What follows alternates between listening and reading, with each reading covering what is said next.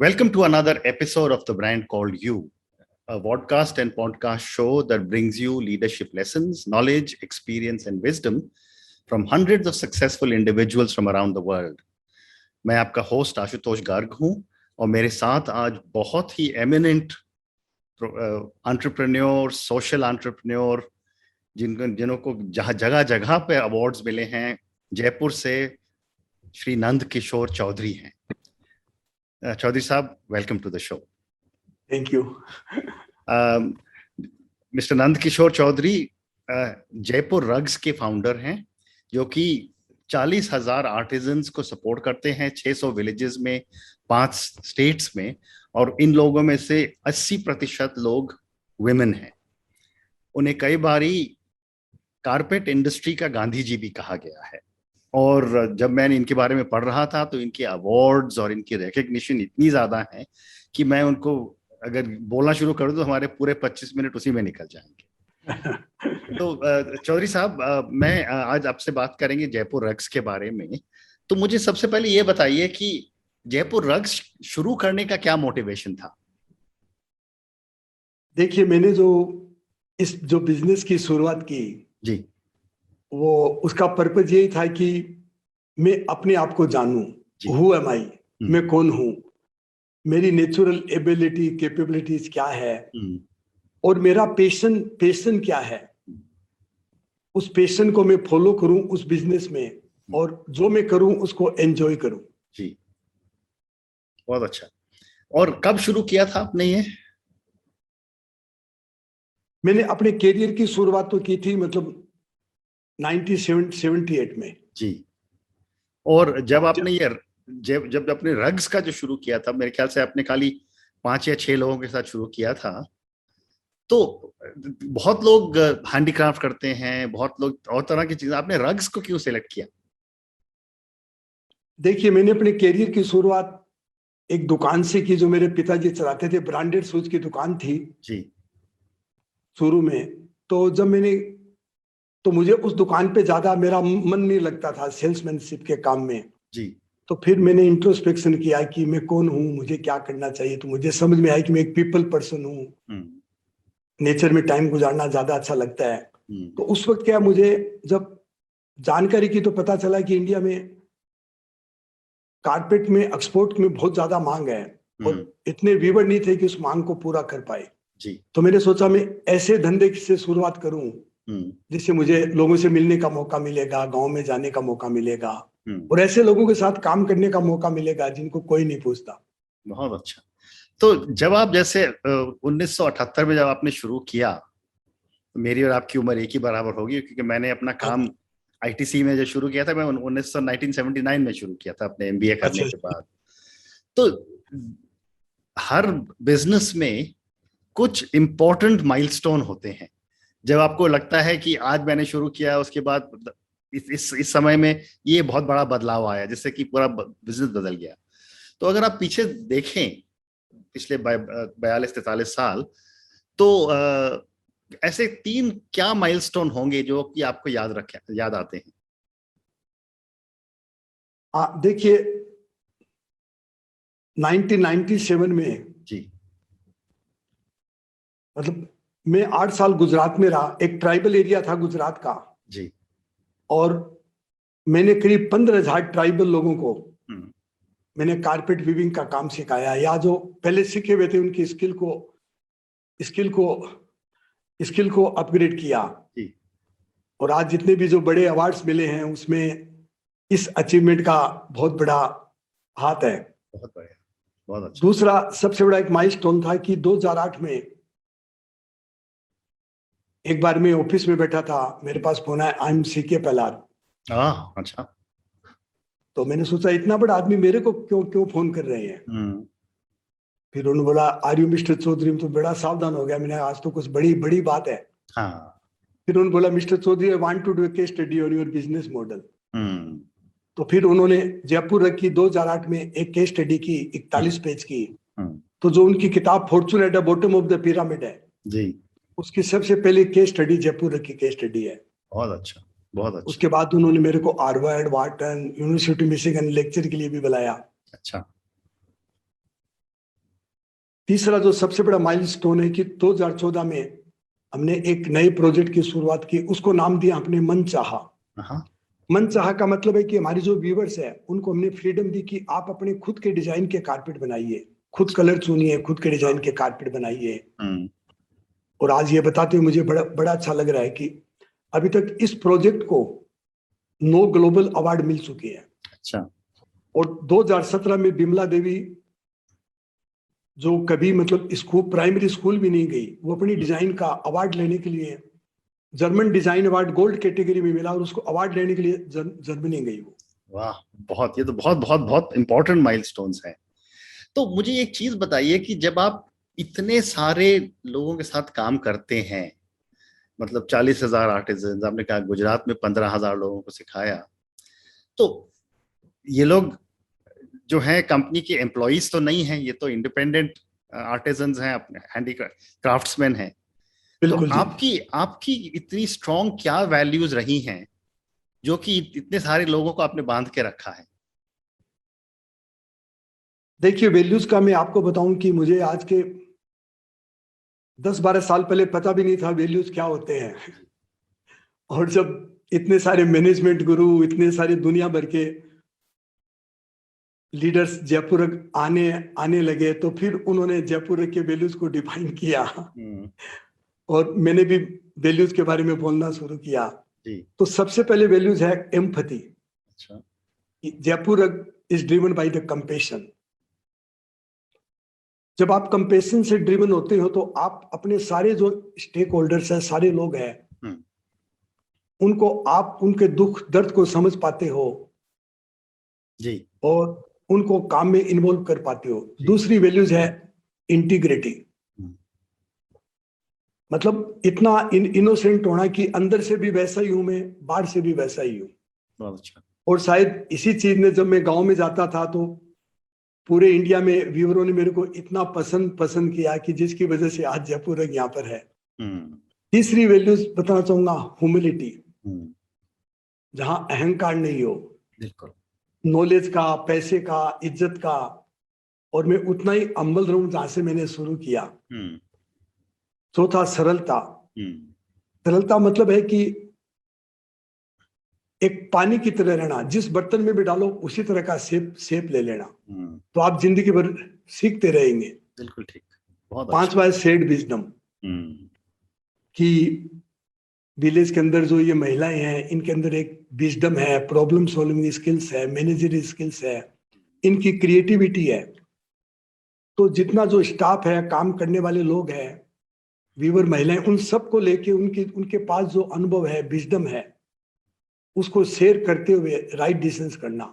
और अभी हमने ग्रास रूट पे एक नया प्रोजेक्ट शुरू किया, सेल्फ मैनेजमेंट, ये महिलाएं खुद अपना डिसीजंस कैसे ले पाए।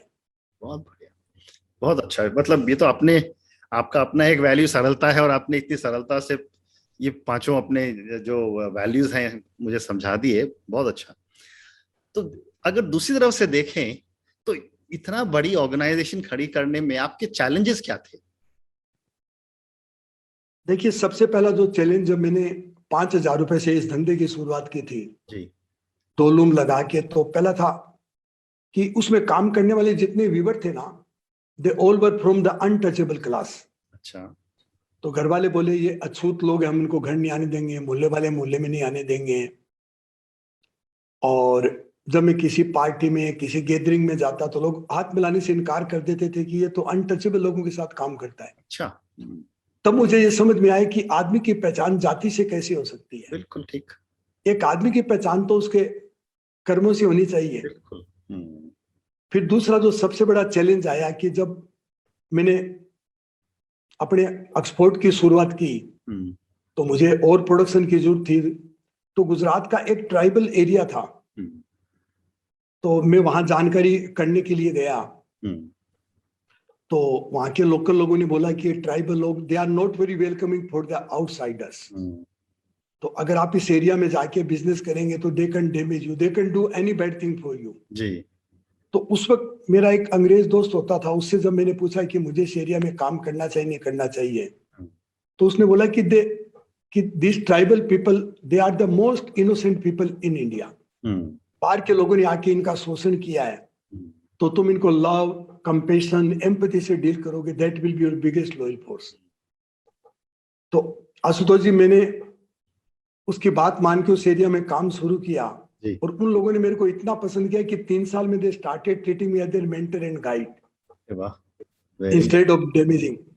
99 में मैंने जयपुर कंपनी की शुरुआत बिल्कुल जीरो से की। बहुत अच्छा। तो अब आपने जब आपके बारे में जब पढ़ रहा था तो 80% आपके जो कारीगर हैं वो सब लेडीज हैं।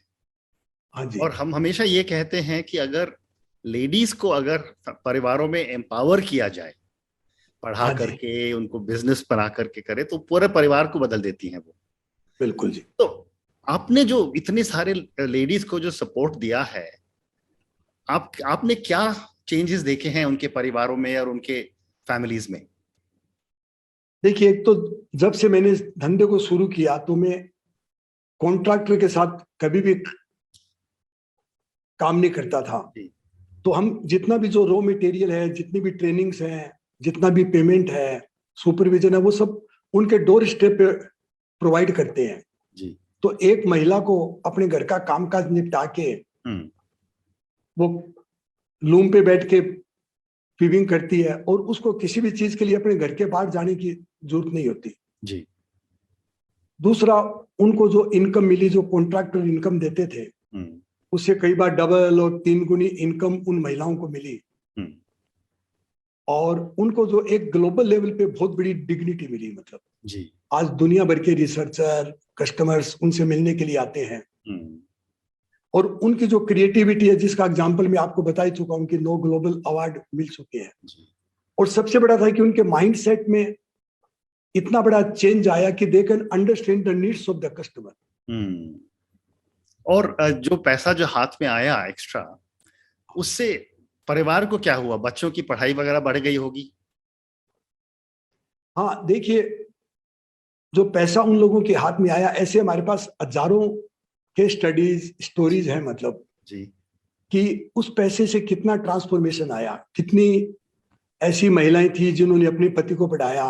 कोई आज एक ऐसे पति भी हैं जो आरएएस बन गए, कितने बच्चे पढ़ के आईआईटी, कितनी अच्छी नौकरियां लग गए। दूसरा, उनकी जो हेल्थ में बहुत सुधार आया। उसके अलावा मोस्टली जो महिलाएं हैं, आज उनके पास पक्का मकान है, रेफ्रिजरेटर है, पंखे हैं। तो ऐसे कितने सारे क्राइटेरिया हैं जिन पे उनके मतलब जीवन में बहुत बड़ा चेंज आया इस पैसे से। बहुत अच्छा। आपने ये भी कहा कि आपने जो एक प्रोग्राम शुरू किया था जिसमें बिमला देवी जी को अवार्ड मिला था, उसकी अपने डिजाइन खुद करो। ये जो डिजाइन जो आप करते हैं, बाकी जो होते हैं, ये आपकी अपनी अलग टीम है डिजाइन करती है जो सबको देते हैं, कि खुद अपने ही बनाते हैं लोग? देखिए, मैं इसके आपको थोड़ा सा कारपेट इंडस्ट्री का मॉडल समझाना चाहूंगा कि एक जो एक्सपोर्टर जब किसी भी वीवर को ऑर्डर देते हैं जी, तो वो एक मैप होता है, जिस मैप में पूरी डिजाइन होती है और कलर्स लिखे हुए होते हैं जी। तो वीवर को केवल उन कलर को कॉपी करना है, मतलब अपने हाथ से जो नोट लगानी है उसको कॉपी करना है। हमने बोला कि हम आपको मैप नहीं देंगे, आपके अंदर जो आपके हार्ट एंड सोल में जो डिजाइन चलता है जी, उस डिजाइन को आप अपने दिमाग से बनाइए। मतलब तो अच्छा, तो आगे चलते हैं। आपकी फिलॉसफी जो है, जो मैं पढ़ रहा था आपके बारे में, वो है कि your philosophy is totality, inclusion and for profit solutions. तो मुझे इधर ये समझाइए कि इसका क्या मतलब होता है, और अगर कोई इसका एग्जांपल दे सकें तो बहुत अच्छा रहेगा। हाँ जी, जरूर जरूर। देखिए, मैं सबसे पहला तो एग्जांपल ये दूंगा कि जयपुर की जो कोर है, it is serving the under serve customer जी। तो हम जो भी करते हैं ना, हम कस्टमर के लिए करते हैं और प्रॉफिट के लिए करते हैं। तो बहुत सारी जगह मेरे को पूछा जाता है कि चौधरी साहब, आपने तो गरीबी दूर की, आपने बहुत नोबल काम किया, लोगों का भला किया। तो मेरा एक ही जवाब होता है कि मेरा कभी पर्पस नहीं था कि मैं सोसाइटी को सर्व करूं, लोगों का भला करूं, नोबल काम करूं, गरीबी दूर करूं। मेरा ये था कि मैं कस्टमर को सर्विस देने के लिए अपने लोगों को खुश रखूं। मैंने जो भी किया कस्टमर की डिमांड को पूरा करने के लिए, सेटिस्फाई करने के लिए, मैंने उन लोगों को ना लीडरशिप डेवलप की, अच्छी तरह उनको बिहेव किया, उनकी टेक केयर की। तो I did everything for the profit for the customer, not for the society. और सोसाइटी को जो फायदा हुआ दैट इज ए बोनस। तो ये तो आप फॉर प्रॉफिट सॉल्यूशन।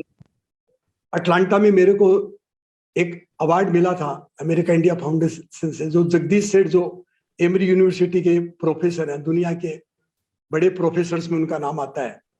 तो उन्होंने अवार्ड देते वक्त बोला था कि मिस्टर चौधरी ने मतलब ऐसा करके दिखाया कि पहले बोला जाता था कि अगर आपको समाज की सेवा करनी है तो आप एनजीओ बनाइए, अगर आपको पैसे कमाने तो बिजनेस कीजिए। लेकिन मिस्टर चौधरी ने एक ऐसा एग्जाम्पल क्रिएट किया है कि आपकी समाज की सेवा करते करते आप प्रॉफिट भी कमा सकते हैं जी। और टोटलिटी के बारे में बताऊं कि टोटलिटी का मतलब ये कि अपनी जो ह्यूमन आई है वो किसी चीज को एक ही हिस्से को देखती है, आइदर गुड और बैड। टोटलिटी का मतलब है we see the things as it is, दोनों को एक साथ कैसे देखें। तो हम जो कारपेट बनाते हैं तो हमारी ब्लेसिंग्स कस्टमर के पास जाती है और फिर कस्टमर को जो हैप्पीनेस होती है वो आर्टिजन को वापस भेजता है जी। इट कंप्लीट द सर्किल, इसको हम टोटलिटी बोलते हैं। बहुत अच्छा। और जो आपके जो व्यूअर्स जो हैं या जो आपके जो आपके साथ काम करते हैं, पिछले 40 साल में तो कई नई जनरेशन आ चुकी होंगी। तो अब जो आपकी और हमारी उम्र तो निकल चुकी है, पर जो अब जो 30-32 साल के लोग जो हैं, उन लोगों को किस तरह से इन्वॉल्व वो हो रहे हैं? उनका इंटरेस्ट उतना ही है जितनी उनके पेरेंट्स का था?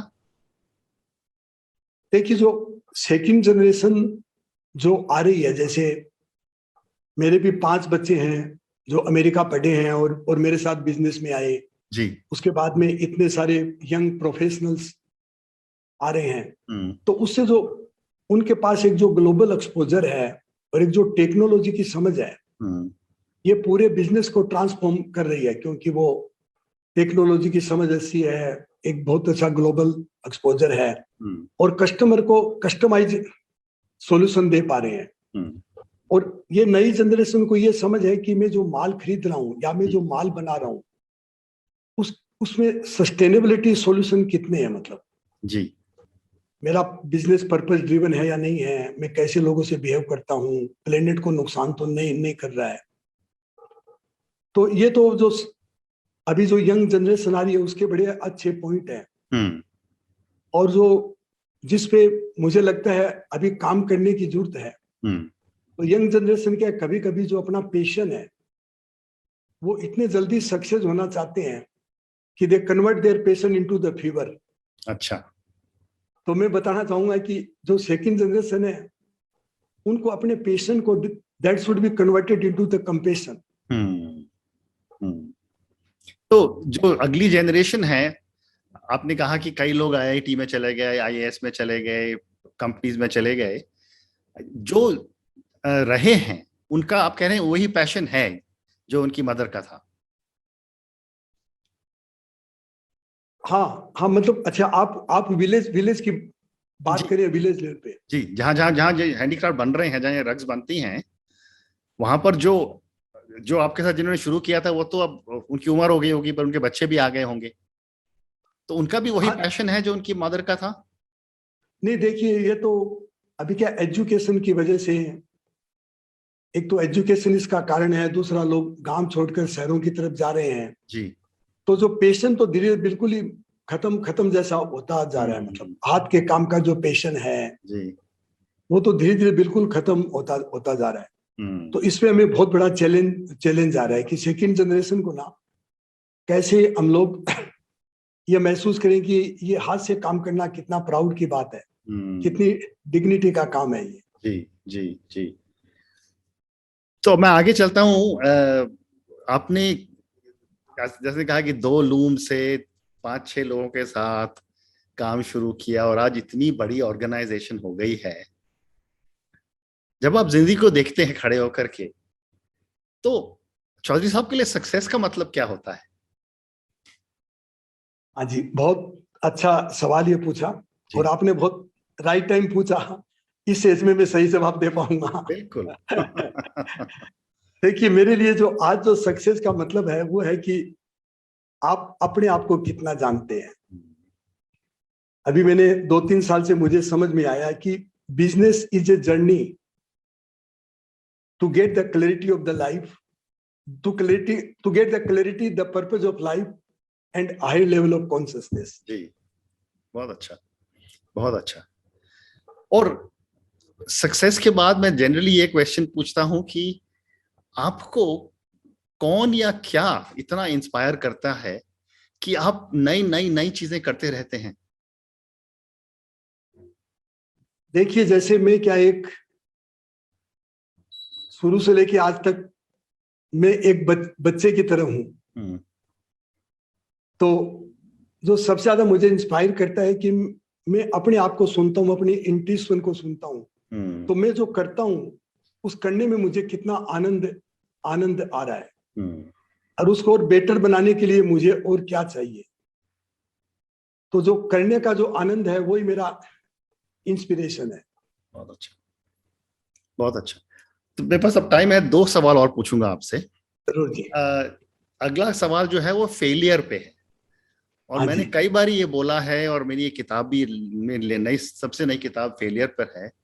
हम हमेशा एज पेरेंट्स बच्चों को यही सिखाते हैं कि क्लास में फर्स्ट आओ, लाइन में सबसे आगे जाके खड़े हो जाओ। तो हमको कभी किसी ने ये नहीं सिखाया इंडिया में कि अगर फेल करो तो कोई बात नहीं, फिर शुरू करो। तो पर बिजनेस में हम फेल भी करते हैं। तो मेरा सवाल आपसे ये है कि आपके क्या लर्निंग्स रही हैं आपकी गलतियों से? देखिए, मेरे को भी क्या है कि काफी प्लेटफॉर्म पे बोलने के लिए बुलाया जाता है। लोग बोलते हैं चौधरी साहब आप आके आपके अपनी सक्सेस स्टोरी बताइए जी। तो मैं उनको एक ही बताता हूँ कि देखिए, मैंने तो अपने जीवन में सक्सेस कभी देखी नहीं। मैंने तो अभी तक फेलियर देखी है। लेकिन ये मैं जरूर आके बता सकता हूँ कि what I learn from failure. बहुत अच्छा। आज मैं जहां हूं, आज आप लोग बोलते हैं चौधरी साहब के पास विजडम है, वो सारी विजडम केवल फेलियर होने से ही आई। बिल्कुल ठीक। फिर लोग पूछते हैं आप आगे इससे आगे क्या बताना चाहोगे, तो मैंने कहा यही बताना चाहूंगा कि जस्ट बी योरसेल्फ। आप जैसे हैं उसको स्वीकार कीजिए और लोग हंसते हैं तो हंसने दीजिए और फेलियर से कभी मत डरिए। बहुत अच्छा। और चौधरी साहब आपके लिए मेरा आखिरी क्वेश्चन। आपको कारपेट इंडस्ट्री का गांधी जी कहते हैं। मेरा सवाल आपसे यह है कि आप क्या चाहते हैं कि दुनिया आपको कैसे याद रखे? दुनिया मेरे को इस तरह याद रखे कि I spend my whole life like a child. एक बच्चे के पास 3 चीज होती है, ऑथेंटिसिटी, इनोसेंसी एंड प्लेफुलनेस। बहुत अच्छा, बहुत अच्छा। चौधरी साहब, थैंक यू सो मच। आपसे बात करके इतना मैंने बहुत सीखा आज। और थैंक यू, आप इतना कर रहे हैं देश के लोगों के लिए। आप करते रहिए। आपको भगवान और उम्र दे, हेल्थ दे और एनर्जी दे कि आप वो 5 स्टेट से सारे स्टेट्स में पहुंच जाएं। But thank you again, thank you very much. Thank you जी, thank you. Thank you for listening to the Brand Called You videocast and podcast, a platform that brings you knowledge, experience, and wisdom of hundreds of successful individuals from around the world. Do visit our website www.tbcy.in to watch and listen to the stories of many more individuals. You can also follow us on YouTube, Facebook, Instagram, and Twitter. Just search for the Brand Called You.